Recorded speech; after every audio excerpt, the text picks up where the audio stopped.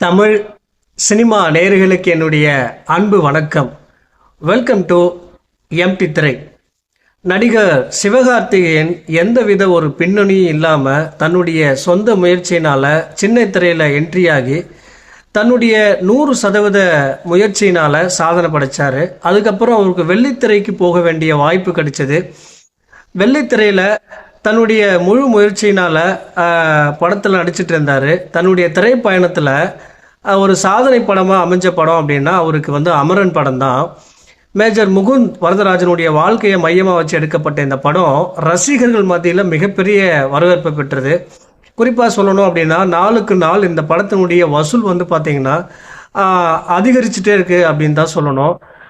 குறிப்பாக உலகம் முழுக்க இப்போது இந்த படம் 300 கோடியை தாண்டி இருக்கு அப்படின்ற மாதிரி சொல்கிறாங்க. இந்த வசூலின் மூலமாக விஜயின் வாரிசு பட வசூல் சாதனையை முழுசாக முறியடிச்சிருக்கு அப்படின்ற மாதிரி சொல்கிறாங்க.